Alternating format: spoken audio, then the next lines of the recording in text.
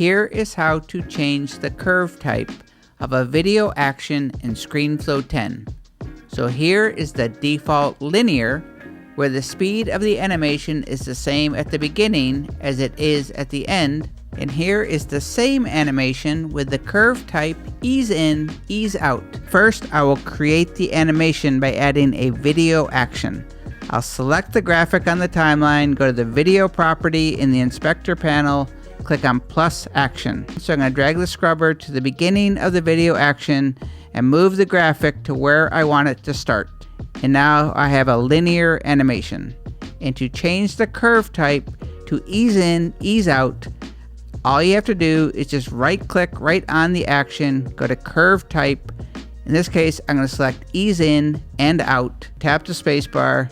I have a much smoother animation. My name is Mike Murphy. Cheers.